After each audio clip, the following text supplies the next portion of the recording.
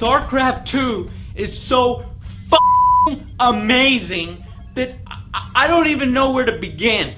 If you love strategy games, you will love StarCraft 2. And even if you don't, you will love StarCraft 2. Let me just start with my top 3 favorite things. The first thing that you'll notice during the recap of the story that plays during the installation is the fantastic soundtrack.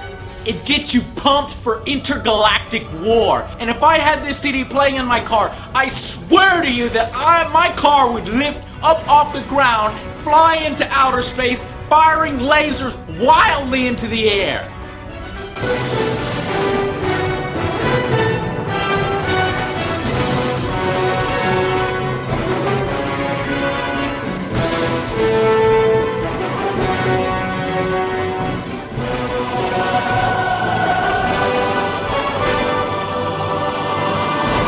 That's how awesome the music is. The second thing that I love is the extremely detailed, interactive, cinematic cutscenes in between every missions. These look just as good as any CGI cutscene I've ever seen for any game. By the way, this game has those CGI cutscenes as well.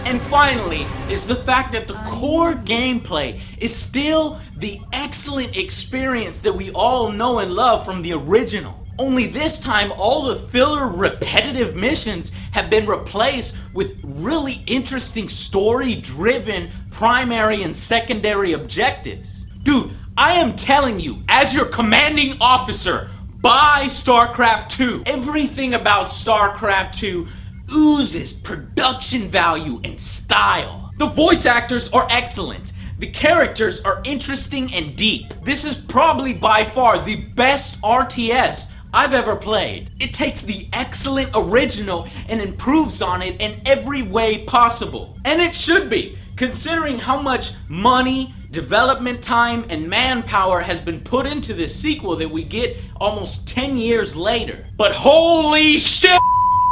Was worth the wait! And even those of you who are not into real-time strategy games should take my word that this game is rewarding and worth every penny of its $60 purchase price. Hell, it might even convert some of you. It has so many pop culture references. You feel a bit of Warhammer 40k in the Marines, a little bit of Starship Troopers in the Zerg. There's a parody of Fox News and Apple iPods.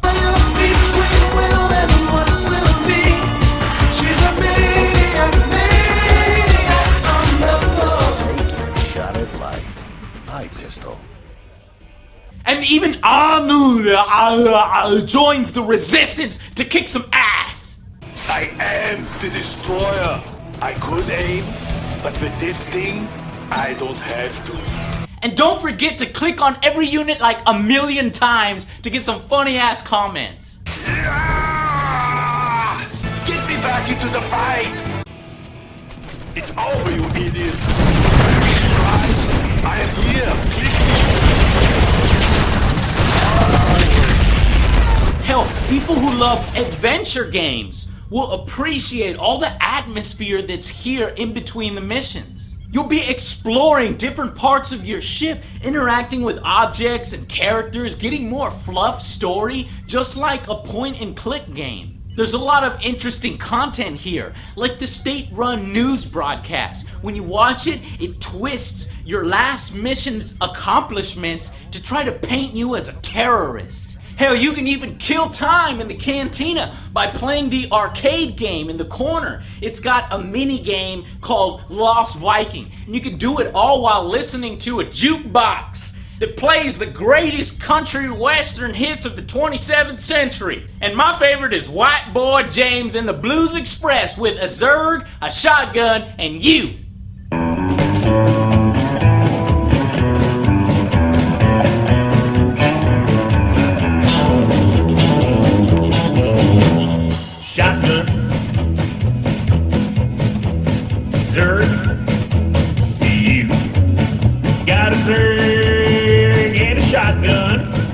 and I'll bring 'em home to you.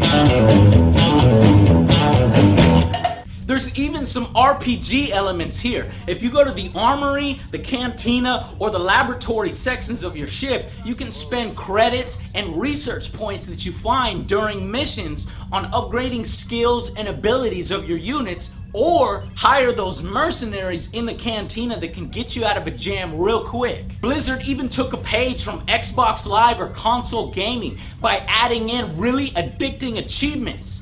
I found myself replaying missions over and over just to collect all the achievement badges. I have to have them.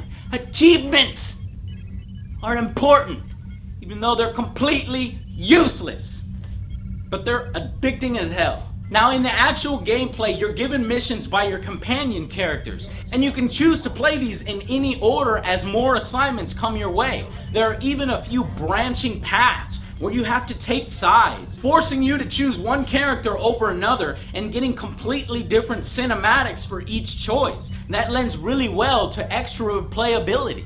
Starcraft 2 does the impossible. It manages to add many new features and upgrades without changing the original formula radically. It doesn't need to. It's amazing how well this holds up after all these years. And that's just the single player, guys. I haven't even talked about the multiplayer, how you can create your own maps with the map editor, pretty much essentially creating your own game. One guy even recreated Flow, the PlayStation Network game, using StarCraft's in-game map editor. I cannot wait to see what the community comes up with using this system. Possibilities are endless. And then motherfuckers, then there's multiplayer with leagues and ladders to match you up with people of your own skill level. This is a large game. For me particularly, I enjoy the single player a little bit more because I feel that multiplayer is just extremely competitive. And if you don't build this and this and this and make these certain set clicks, you're gonna lose. That's why I prefer to play in co-op with Linkara or Spoonie. But there's a lot of you out there that enjoy that, and it's all here. However, there is something that we need to talk about. Something that went down during the production of this game, overseen by Activision. And this must be said. So let's take them one at a time. First, it was split into 3 games. So let's talk a little bit about this. I'll admit it, I was one of those. I was concerned that they were gonna butcher the story by cutting it into 3 parts and then not give us